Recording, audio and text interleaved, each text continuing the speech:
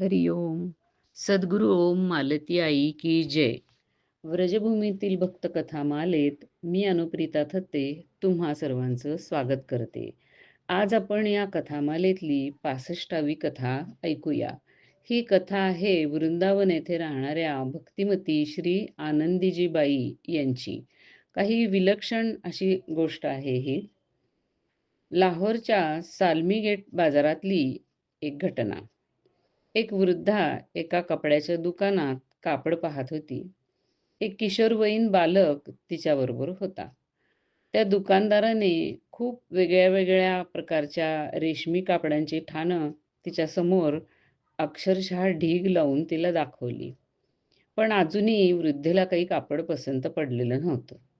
अशातच अचानक त्या वृद्धेची दृष्टी रस्त्याकडे गेली. रस्त्यावरून टांग्यातून एक वेश्या चाललेली होती. तिने अतिशय सुंदर साडी आणि वरून एक अतिशय सुंदर बुरखा घातलेला होता. टांग्यात बसून ती आपल्या घरी निघालेली होती. त्या वृद्धेची नजर त्या वेश्येकडे जाताच तिच्या डोक्यात एक अतिशय मधुर अशी कल्पना आली आणि त्याबरोबर तिच्या चेहऱ्यावरती एक मधुर असं हास्य विलसू लागलं. काही क्षणभर डोळे मोठे करून एकटक ती त्या वेश्येच्याकडे आणि तिच्या त्या कपड्यांकडे पाहत राहिली. तिने वरपासून खालपर्यंत त्या वेश्येचं निरीक्षण केलं आणि मग आपल्या जवळ बसलेल्या त्या बालकाच्या पाठीवरती थापटी मारून ती म्हणाली, "नंदलाल, जा पटकन एक टांगा घेऊन ये." नंदलाल पळत पळत गेला आणि एक टांगा घेऊन आला. वृद्धा पटकन त्या टांग्यात बसली आणि त्या टांगेवाल्याला तिने सांगितलं, की "ते पहा, तो जो टांगा जातोय ना, त्याच्या पाठोपाठच घे तू." दुकानदार आश्चर्याने त्या सगळ्या प्रकाराकडे पाहतच राहिला. त्याला वाटलं, की का बरं ही अशी बाई अचानक इथनं निघून एकदम त्या टांग्याच्या पाठोपाठ गेली? तिने असं काय पाहिलं, की तिची अगदी काही शुद्धच गेली आणि ओढली गेल्यासारखी त्या टांगेवाल्याच्या पाठीमागे ती गेली, कुणास ठाऊक? एका पाठोपाठ एक दोन्ही टांगे चाललेले होते. पुढचा टांगा चूनमंडी या भागामध्ये जाऊन थांबला. वृद्धेचाही टांगा थांबला. ती वेश्या टांग्यातनं उतरली. वृद्धाही टांग्यातनं उतरली. वेश्या आपल्या माडीवरती चढून निघून गेली. पाठोपाठ ही वृद्धा देखील माडीवर चढून तिच्या कोठ्यावरती गेली. वेश्या त्या वृद्धेला पाहून आश्चर्याने अगदी स्तब्ध झाली. तिने तिला आदराने आत नेलं. आत तिच्या दिवाणखान्यामध्ये सजावट अगदी पाहण्यासारखी होती. खाली सुंदरसा गालिचा अंथरलेला होता. भिंतींना चारी बाजूनी सुंदरशा गाद्या मौसूत अशा घालून त्याच्यावरती भारीपैकी चादरी घातलेल्या होत्या. वरती सुंदरसे लोड, उशा वगैरे ठेवलेले होते. वरती छताला छान अशी झुंबरं लोंबत होती. नंतर वेगळे वेगळे दिवे सगळीकडे लावलेले होते. हंड्या लावलेल्या होत्या. त्या गालिच्यातील एका भागावरती अतिशय आदराने त्या वृद्धेला तिने बसवलं आणि मग ती वेश्या म्हणाली, "आई, कुठून आलात तुम्ही? मी तुमची काय सेवा करू?" वृद्धा म्हणाली, "मी वृंदावन येथे राहते. मला एक सून आहे. तिच्यासाठी दुकानात मी कापड पाहत होते. तेवढ्यात माझी दृष्टी तुमच्याकडे गेली. तुमची ही साडी आणि तुमचा हा बुरखा मला खूपच आवडला आणि त्याच्या सौंदर्याने मला तुमच्या पाठोपाठ इथपर्यंत ओढून आणलेलं आहे. मी विचार केला, की तुम्हाला गाठून तुम्हाला विचारावं, की हे कापड हे तुम्ही कुठून खरेदी केलं?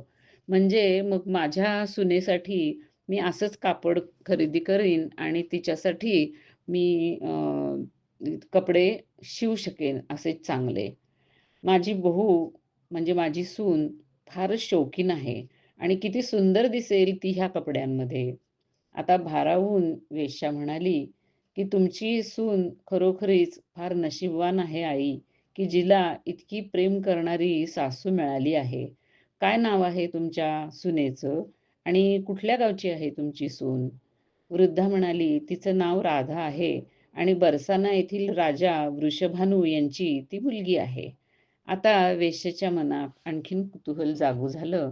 तिच्या डोळ्यात एक चमक आली आणि तिने विचारलं, "अच्छा, आणि तुमच्या नशीबवान मुलाचं नाव काय आहे? लोक त्याला कन्हैया म्हणतात, पण मी त्याचं नाव आनंद वल्लभ ठेवलेलं आहे, असं वृद्धेने उत्तर दिलं. आता वेश्या सगळं समजून चुकली. मग ती हसली आणि म्हणाली, "अच्छा, कळलं, माझ्या लक्षात आलं. तेव्हा आई, आता ही तुमची सून म्हणजे माझी वहिनी नाही का झाली? आता मी तिच्यासाठी हे असं कापड नक्कीच मागवून घेईन आणि हे कापड इथं मिळत नाही. माझा अमृतसरचा एक प्रेमी मनुष्य आहे, तो कापडाचा व्यापारी आहे. त्यांनी मला हे कापड आणि हे कपडे दिलेले आहेत." मग वृद्धा म्हणाली, "ठीक आहे, मग मी तुमच्याकडे पैसे देऊन ठेवते आणि तुम्ही ह्या प्रकारचे एक-एक असे 2 थान मला मागवून द्या." तेव्हा ती वेश्या म्हणाली, "पैशांचा हिशोब नंतर होईल आई. मी तुम्हाला वृंदावन येथे कपडे पोहोचतील अशी व्यवस्था करते. तुम्ही काही दगदग करू नका. तुम्ही फक्त तुमचा पत्ता मला सांगा."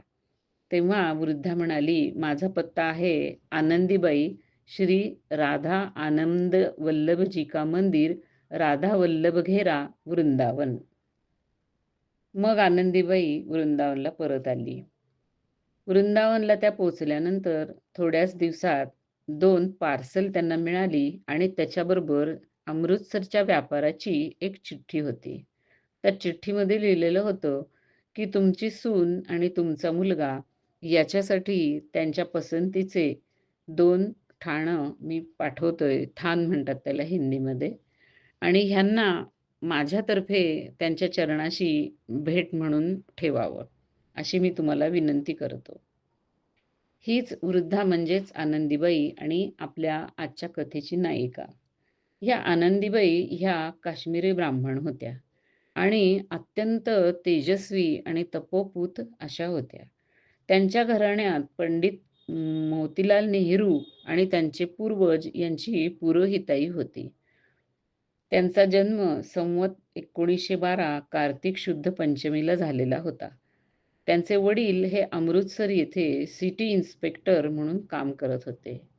अगदी लहान असल्यापासून आनंदीबाईंना परमेश्वरावरची प्रेम, भक्ती, त्यांची सेवा आणि साधुसेवा याच्यामध्ये मोठा रस होता. वयापरत्वे त्यांचं लग्न ठरलं, पण लग्न ठरताच त्यांचा होणाऱ्या पतीचा देहांत झाला.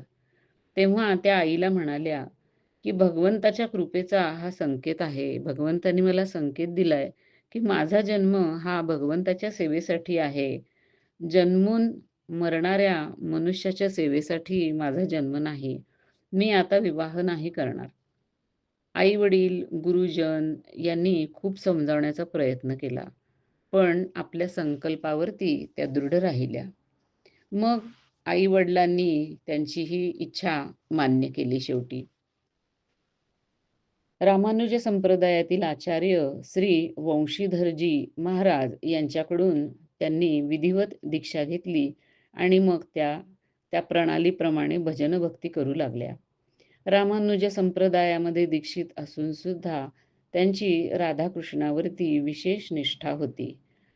त्यांनी आपल्या पिताजींना विनंती केली आणि एक राधाकृष्णाचं मंदिर आपल्याला बांधून द्यावं असं म्हटलं. त्याप्रमाणे आपल्या घरातच थोड्याशा बाजूला एक सुंदरसं मंदिर त्यांच्या वडिलांनी त्यांच्यासाठी बांधून दिलं आणि त्याच्यामध्ये श्री राधा आनंद वल्लभजी यांच्या सुंदर मूर्तींची प्रतिष्ठापना केली. आनंदीबाई आता प्रेमाने त्यांची सेवा करू लागल्या.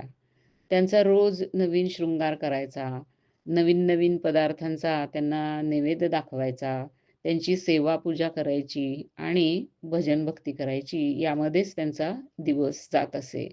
ते अतिशय आनंदात असत. काही दिवसानंतर त्यांच्या आई-वडिलांचा देहांत झाला.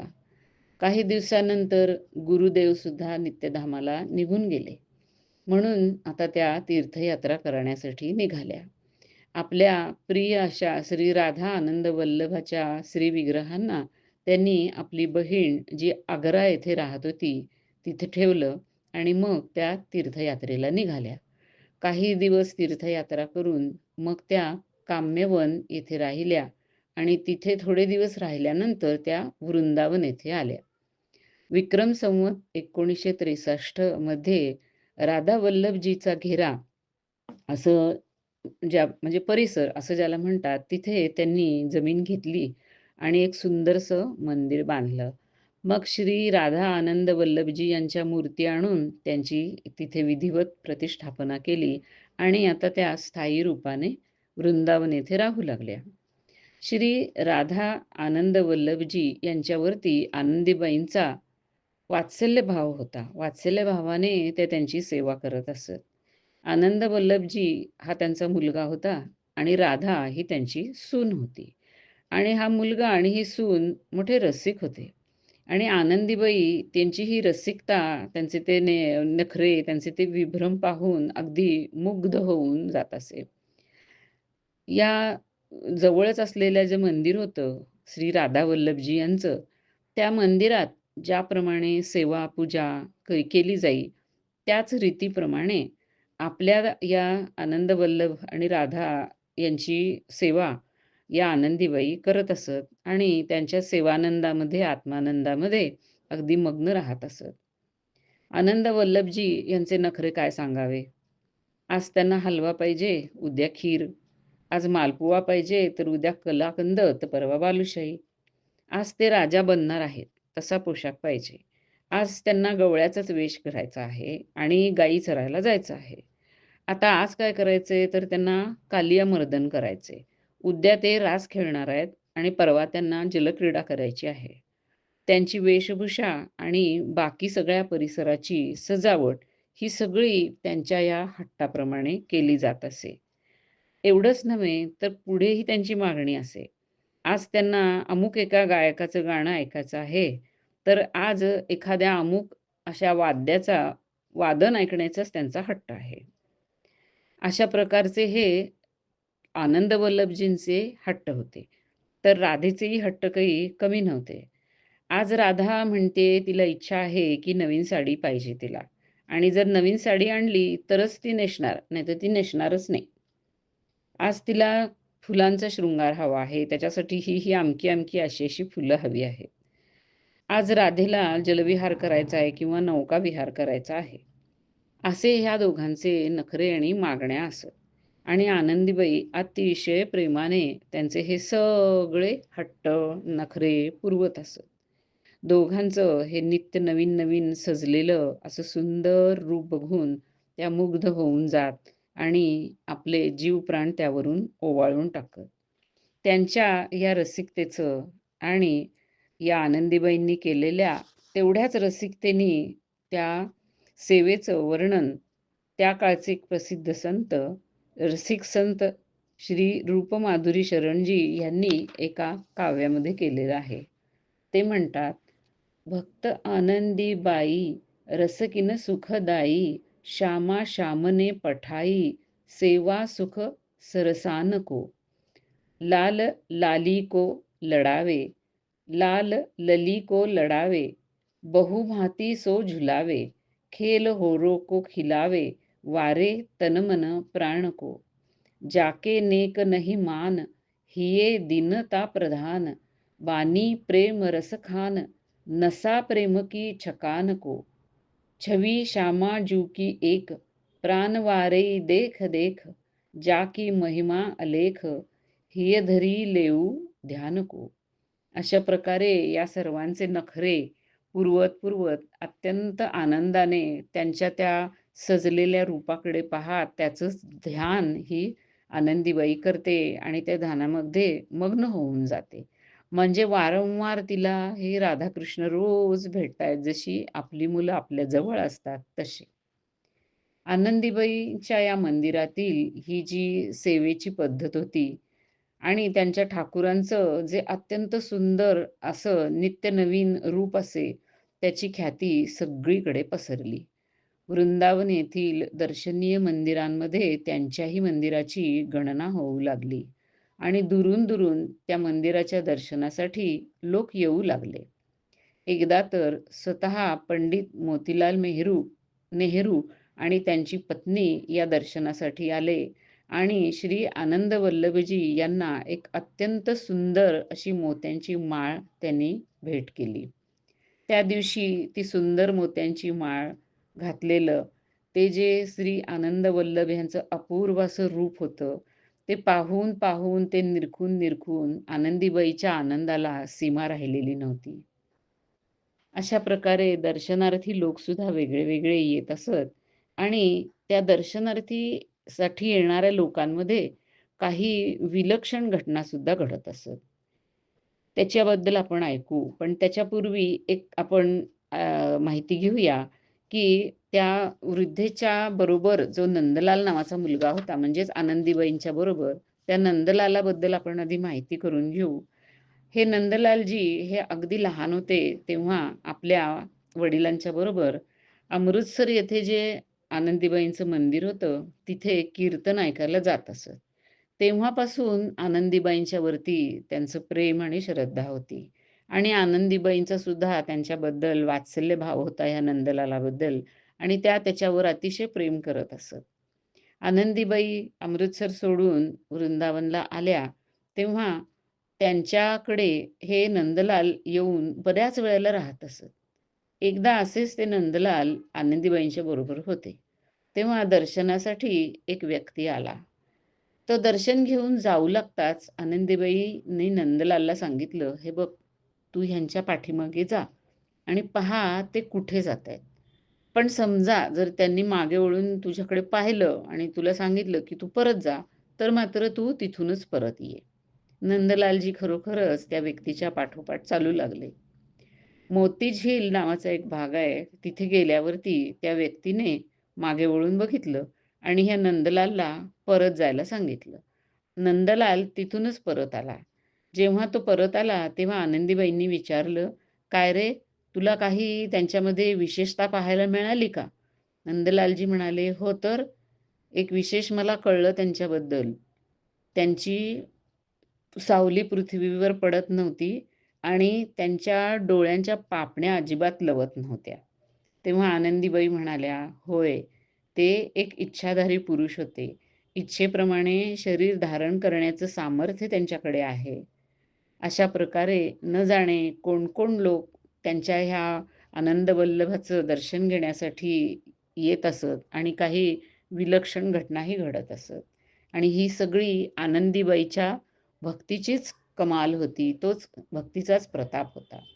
आता यापुढे आणखीन अशा काही विलक्षण घटना त्यांच्या जीवनामध्ये झाल्या, त्याबद्दल आपण पुढील भागामध्ये ऐकूया. हरी ओम.